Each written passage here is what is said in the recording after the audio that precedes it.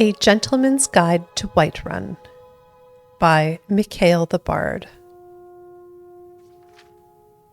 Welcome, good sir, to this indispensable guide. Within these pages, I, your humble author and guide, will describe to you the great city of Whiterun, the jewel of the north. Whiterun offers numerous diversions for the man in search of adventure, fortune, and companionship, whether for a night or for a lifetime. The city is graced with not one but two worthy taverns, and there are maids and wenches aplenty. The city is located rather centrally in Skyrim, and this is well, for it is not far from anywhere. Perched high upon a rocky hill, Whiterun dominates the grassy plains that surround it. High wooden walls protect its denizens from the wolves, mammoths, bandits, and other dangers lurking beyond. When you first enter through the city's main gate, you will find yourself in the Plains District. This is so named because it is the lowest of the city's three neighborhoods.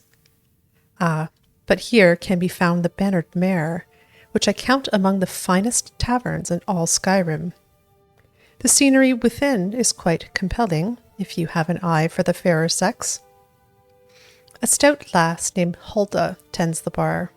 Don't let that stony Nord exterior fool you, for she is possessed of that same fiery passion that all Nord women try so hard to conceal. Sadia, the barmaid, is an exotic Redguard beauty. She is quite mysterious, and your humble author is determined to learn her secrets.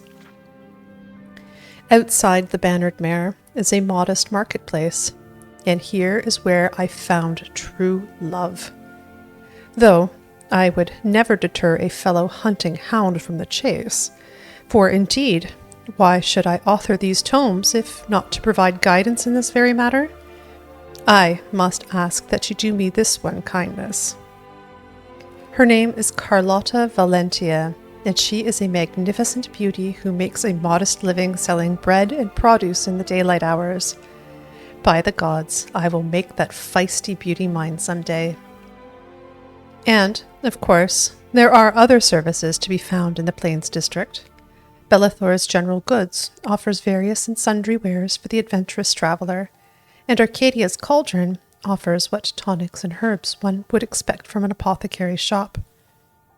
Arcadia herself is an amiable sort. I often visit her to make conversation, as she is a fellow Imperial far from home. She is, however, a bit old for my taste. A gentleman of advanced years might find in her a worthy companion. Should you need your blade sharpened or your armor hammered, War Maidens offers smithing services very near the main gate. The smith is a pretty Nord named Adrienne Avenici, but she is married to a great hulking brute named Ulfberth Warbear. Adrienne is quite fair, but I should not want to find myself being introduced to the keen edge of that husband's war axe. If married ladies are your preferred sport, then have at, but don't say that you weren't warned. Near to the smith is the Drunken Huntsman. Here, some of the wealthier gentlemen gather to share both drink and rumors of the wide world. If you prefer a more distinguished class of company while you sip fine wine, you'll be well at home here. Of the Wind District, I have little to say. Most of the buildings in this second tier of the city are residences, though there is also a temple of Kinnereth and Jorvaskir, the mead hall of the companions. There are some intriguing prospects to be found in the mead hall, should you favor a strong and fearless warrior woman. You will find little game at the temple, however. The priestess, Danica Purespring, is interested almost exclusively in spiritual matters. At last we come to the Cloud District, exclusive domain of the Jarl's castle. I have had some merry adventures within the stone walls of Dragon's Reach, let me tell you.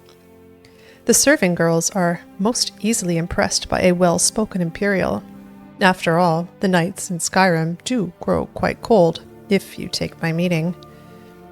And I will not deny that I have visited the town's jail once or twice, which can be found in the lower levels of the palace.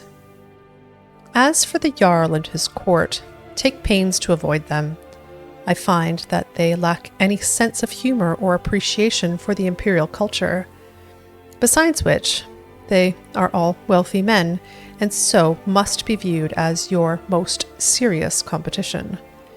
These Nords are simple folk, after all, and too easily swayed by the sight of fine clothes and a purse full of septims. Now, I will conclude this work by wishing you great success in your pursuits of women and wine.